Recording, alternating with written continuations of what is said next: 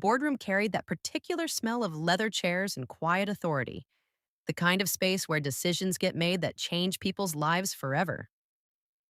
I stood just inside the doorway, holding a slim black portfolio against my chest, watching my older sister Claudia do what she had always done best: perform. She sat at the head of a long mahogany table surrounded by 20 people in expensive suits, a presentation clicker in her right hand, walking the board of directors of Pinnacle Software Group through third quarter financial projections.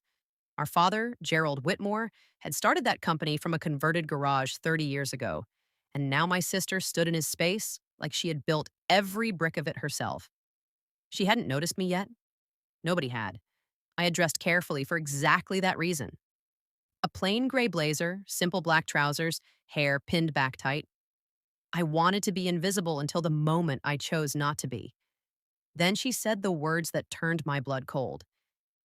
"The Workforce Reentry Initiative," Claudia announced, her voice polished and confident, "has been dragging our profit margins down by 2.4% every single year."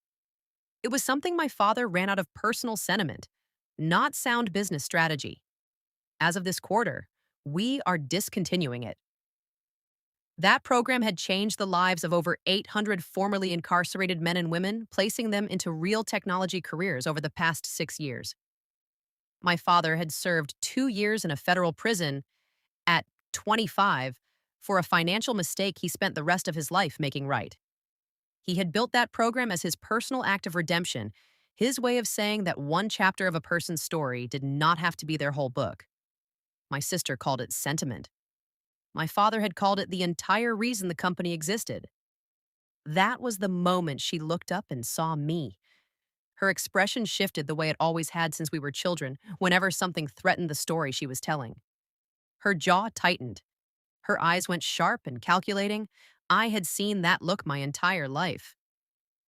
"Layla," she said, keeping her voice controlled, "this is a closed board session. You have no place here." "I'm here to attend," I said quietly, moving toward an empty seat near the middle of the table. "You are not on the board. You no longer work for this company." She turned toward the man standing near the side door. "Raymond, would you please escort my sister out? This is not the setting for personal matters." Raymond was 55 years old, a former military police officer, and had been our head of security for nearly 9 years. I had personally championed his hiring back when I served as vice president of operations, pushing back against HR's hesitation over a gap in his employment record that had nothing to do with his capability and everything to do with a difficult transition out of service. He had been one of the first people placed through my father's workforce program before eventually building his career here. He knew exactly what this company had meant to people like him. He cleared his throat once. The room waited. Ms. Layla Whitmore completed the legal acquisition of a 51.9% controlling interest in Pinnacle Software Group last Thursday through a provision in the estate's secondary transfer agreement. He said steadily, "She is the majority shareholder. As of this morning, she assumes the role of chief executive officer." The silence that followed pressed against the walls. Claudia's face lost its color entirely. "That is not possible. The estate was divided equally between us, 50% each." "Not exactly," I said, pulling out the chair and sitting down across from her. The portfolio made a soft sound as I set it on the table. "Dad's 70% share was divided 35 to you and 35 to me. But our Aunt Patricia held the remaining 30% in her own name, independently from the estate. You forgot about Aunt Patricia." I had not always known about that ownership structure. I had learned it the way I learned most things about my sister, by paying close attention after everyone assumed I had stopped looking. When my father passed away 10 months ago, Claudia moved within the week.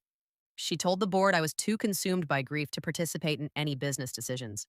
She told our aunt I was in a fragile emotional state and that involving me in company matters would only make things worse. She told our younger brother Marcus that I had asked to be kept out of everything, that the business was too painful a reminder right now. She constructed a version of me that was broken and absent, and she used that version to justify locking me out completely. What she did not account for was that I spent those 10 months doing something other than falling apart. I spent them watching. recording, building a case one document at a time. Aunt Patricia reached out to me herself in the ninth month. She was 73 years old, clear eyed, and deeply deliberate in everything she said. She told me she had watched Claudia dismantle everything her brother had spent his lifetime constructing, and she was not going to sit quietly while it happened. She sold me her 30% stake for exactly the price she had paid for it in 1994. Not because I approached her, because she came to me. The transfer was fully legal, verified by retired family court judge Harold Sims, who had overseen my father's estate administration. The official filing was submitted the previous week. I opened the portfolio. What I have here, I said, keeping my voice even, is a complete record of every major financial decision made during your 10 months as interim chief executive. Claudia pushed back slightly from the table. Layla, you do not want to do this here. July 2nd, I said. You terminated the Workforce Reentry Initiative. The reported savings were $360,000 annually. You also eliminated the program coordinator role, which meant letting go of Andre Collins, a man who had himself come through the reentry program 8 years earlier, built a career in human resources, and had personally placed 134 people into employment over 4 years. Carol Nguyen, the board member overseeing human resources, looked down at the table. Claudia had described the position to her as administrative redundancy. August 11th, I continued. You sold our South District Learning Center to a property development company called Meridian Land Holdings, registered in Wyoming 4 months prior to the sale, for $1.7 million. I slid the document forward. The center had been running free evening coding classes since 2015, training more than 2,500 individuals, 63% of whom later joined our company or a partner organization. I paused. Meridian Land Holdings is a single-member LLC. The registered owner is you. You could feel the temperature in the room shift. Thomas Reeves, our chief financial officer, drew the paperwork toward him. His expression tightened as he read. You sold a company asset to yourself at 44% below independent market appraisal. The building was valued at $3.05 million. September 3rd, I continued. You adjusted your interim salary from $175,000 to $415,000, citing chief executive market alignment. The actual median compensation for a CEO of a company our size is $275,000. You awarded yourself a 137% increase the same month you shut down the reentry program. Claudia stood abruptly, her chair scraping hard against the floor. I was the one running this organization while you were gone. While I was what? I kept my voice level. Grieving? I was documenting. My father taught me that. He used to say the paper is always more patient than the person trying to outrun it. There is a particular kind of manipulation that works only as long as people remain separated from each other. Claudia had understood this intuitively. She had positioned herself at the center of every relationship and fed each person a different story about me. She told the board I was unavailable. She told Aunt Patricia I was emotionally unstable. She told Marcus I was being irrational and difficult. Each conversation was designed to make sure none of us would ever sit in the same room and compare what we had each been told. That changed in the 8th month when Aunt Patricia called Marcus directly, and Marcus called me, and the three of us sat in Aunt Patricia's living room on a quiet Sunday, laying every piece of the story side by side for the first time. She told me you had specifically asked not to be contacted about company matters, Aunt Patricia said, that it was making your healing harder. She told me the doctors had advised against putting any pressure on you, Marcus added, his voice tight. I showed them my phone. 51 messages sent to Claudia over 8 months. Questions about board meetings. Requests for quarterly reports. Attempts to schedule calls about strategic direction.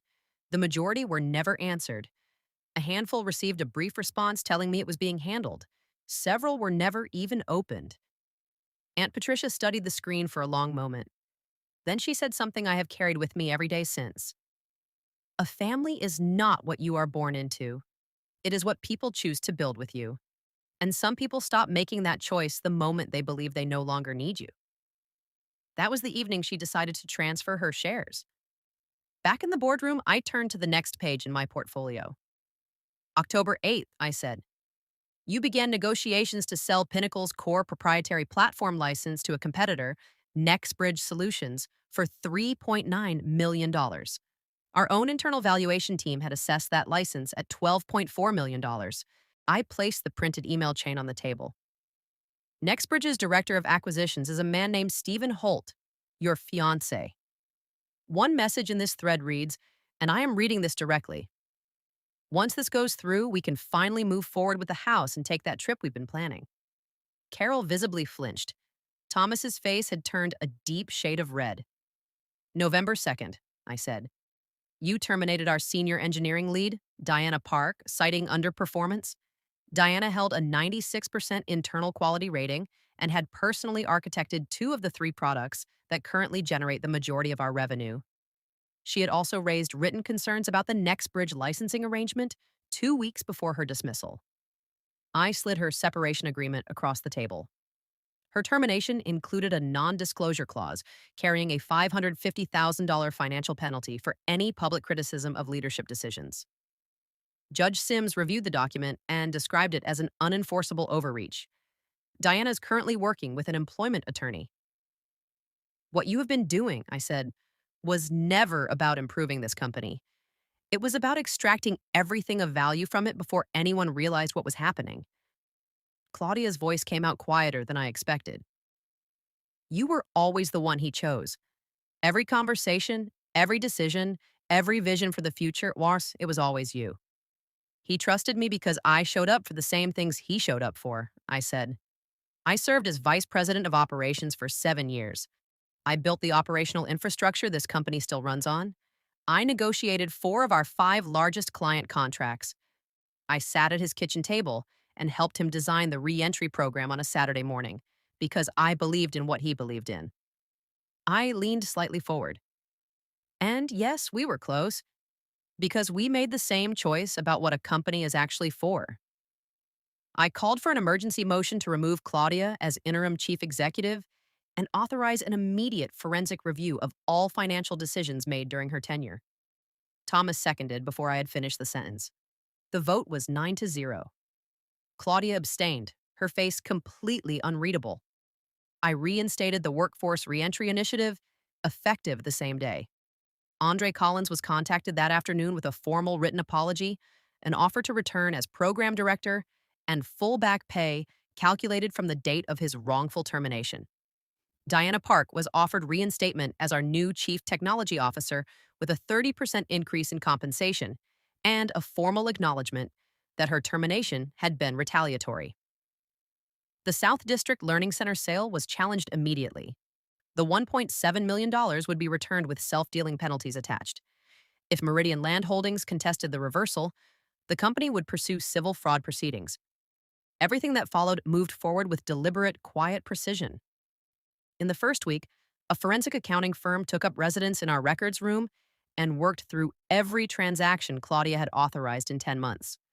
Their final report came in at 195 pages and identified $7.1 million in financially questionable decisions, including undervalued asset disposals, inflated fees directed to companies connected to her personal network, and a pattern of strategic liquidation that would have left Pinnacle insolvent within roughly 2.5 years. In the second week, the full board voted to initiate formal legal proceedings. Claudia was removed from every official position. Her remaining 35% stake was placed in a restricted trust she could neither sell nor access without board authorization, a legal mechanism my father had quietly written into the company's foundational governance documents years earlier. None of us had ever thought to ask why. We understood now.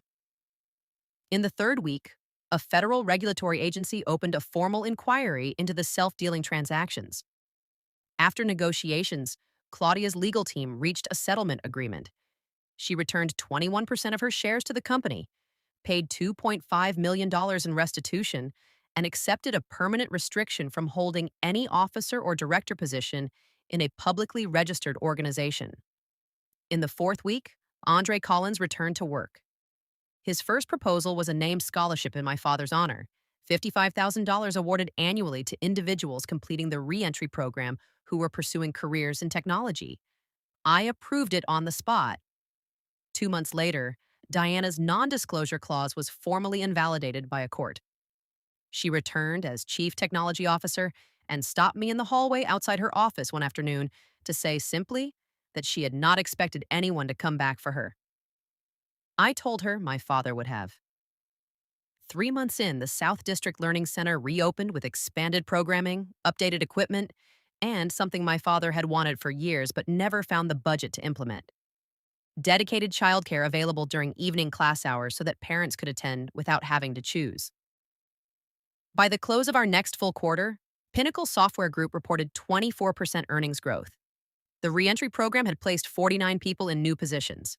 Staff morale had reached the highest recorded point in company history. 6 months after that board meeting, I stood in the Learning Center's main hall watching 41 people receive certificates of completion from our technology training program. 24 of them had come through the reentry initiative. 14 were single parents. Every one of them had received at least one employment offer. 10 were joining Pinnacle directly. The rest were going to companies in our partner network. Andre stood beside me while the last certificate was handed over. "Your father built something that keeps building itself," he said. "He built people," I said.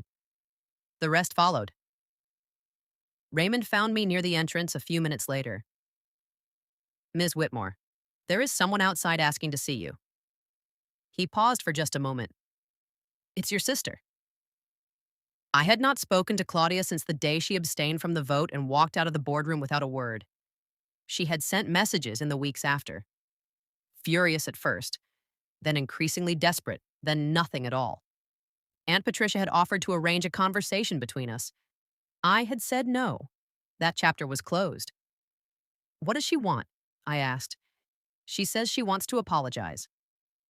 I stood there quietly for a moment, watching a young woman across the room embrace her son after receiving her certificate. Both of them were crying, the kind of tears that come from relief and disbelief at the same time. "Tell her I will meet with her," I said finally, "in 4 months, after she has completed the financial ethics program that was part of her settlement. After I can see evidence of actual change in her behavior. Not promises, not explanations, not words." I paused. "And only if she completes 25 volunteer hours with the Workforce Reentry Center. Not because I need her to, because she needs to." Raymond nodded and walked back toward the entrance. Andre looked over at me. "That is more than she deserves." "It is conditional," I said. "The door is not open, but I am not going to lock it forever either." My father used to say the most courageous thing a person could do was believe in someone's capacity to become better, even when the evidence was against them. That is why he built a program for people the world had already decided were finished. That is why he hired Raymond when every standard process would have passed him over. That is why he gave second chances to people who had stopped expecting to receive them. And that is why the company he built was still standing.